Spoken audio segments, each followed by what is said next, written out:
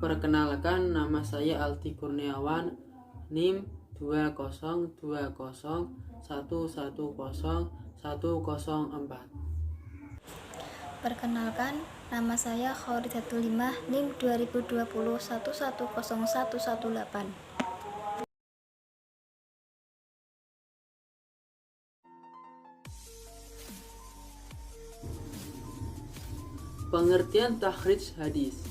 Takhrij menurut lugat berasal dari kata khoroja yang berarti tampak atau jelas.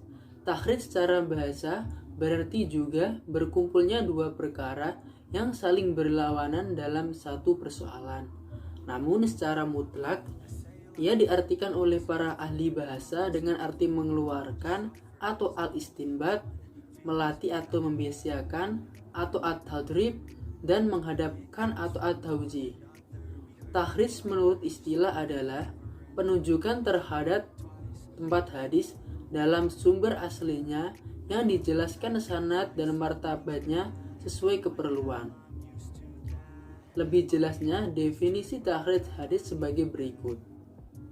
Mengemukakan hadis-hadis berdasarkan sumber pengambilannya dari kitab-kitab yang di dalamnya dijelaskan metode periwayatannya dan sanad hadis-hadis tersebut dengan metode dan kualitas para rawi sekaligus hadisnya. Dengan demikian, pentakhrijan hadis, penelusuran atau pencarian hadis dalam berbagai kitab hadis atau sebagai sumber asli dari hadis yang bersangkutan, baik menyangkut materi atau isi atau matan maupun jalur periwayatannya atau sanad hadis yang dikemukakan.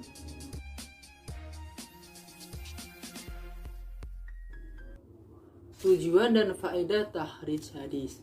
Tujuan takhrij hadis. Takhrij hadis bertujuan mengetahui sumber asal hadis yang ditakhrij. Tujuan lainnya adalah mengetahui ditolak atau diterimanya hadis-hadis tersebut.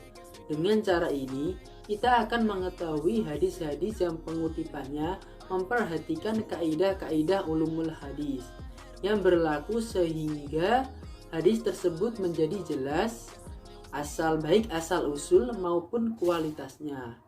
Adapun faedah takhrij hadis antara lain: 1. Dapat diketahui banyak sedikitnya jalur periwayatan suatu hadis yang sedang menjadi topik kajian. 2. Dapat diketahui kuat tidaknya periwayatan akan menambah kekuatan riwayat. Sebaliknya, tanpa dukungan periwayatan, kekuatan periwayatan tidak bertambah. 3. Dapat ditemukan status hadis lidati atau sahih linggoiri, hasan lidati atau hasan linggoiri. Demikian juga akan dapat diketahui istilah hadis mutawatir, masyhur, aziz, dan gharibnya. 4. Memberikan kemudahan bagi orang yang hendak mengamalkannya setelah mengetahui bahwa hadis tersebut adalah makbul atau dapat diterima. Sebaliknya, orang tidak akan mengamalkannya apabila mengetahui bahwa hadis tersebut tidak dapat diterima atau mardud. 5. Menguatkan keyakinan bahwa suatu hadis adalah benar-benar berasal dari Rasulullah SAW yang harus diikuti karena adanya bukti-bukti yang kuat tentang kebenaran hadis tersebut, baik dari segi sanad maupun matan.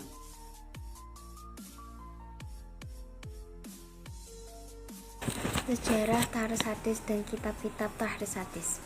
Penguasaan para ulama dahulu terhadap sumber hadis tidak begitu luas sehingga disebut suatu hadis mereka tidak merasa sulit untuk mengetahui sumber hadis. Ketika semangat belajar mulai mengurang, mereka kesulitan untuk mengetahui tempat hadis yang dijadikan ulama yang pertama kali melakukan takhrij menurut At-Tahan adalah Al-Khatib Al-Baghdadi. Kemudian dilakukan oleh Muhammad bin Musa Al-Hazmi dengan karya yang berjudul Takhrij Al-Hadis Al-Muhadzab.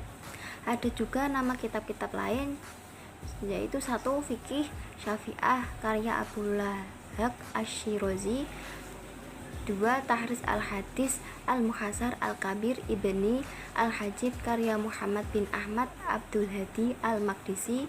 3. Nasbaroyah al-Hadis al-Hidayah al-Margani karya Abdullah bin Yusuf al-Zaili.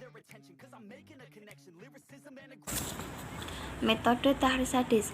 Ada beberapa metode tahris di antara lainnya. 1. Dengan cara mengetahui versi pertama tertinggi, yaitu perawi pertama datang dari sahabat bila hadis itu muttasil. 2. Dengan cara mengetahui lafaz hadis, yaitu terdahulu satu lafaz dan hadis yang baik berupa kata benda. 3. Dengan cara mengetahui lafaz matan hadis digunakan ketika telah mengetahui kata pertama dalam matan hadis. 4. Dengan cara mengetahui keadaan matan hadis, memperhatikan keadaan dan sifat matan dan hadis. 5. Dengan cara mengetahui topik hadis, memperhatikan keadaan dan sifat matan hadis, kemudian mencari makhrajnya. Demikian presentasi video dari kelompok tahrid hadis. Bila ada kesalahan atau tutur kata yang kurang berkenan karena keterbatasan ilmu kami, kesempurnaan hanya milik Allah dan kesalahan dari manusia. Wabillahi wal taufiq wal hidayah. Wassalamualaikum warahmatullahi wabarakatuh.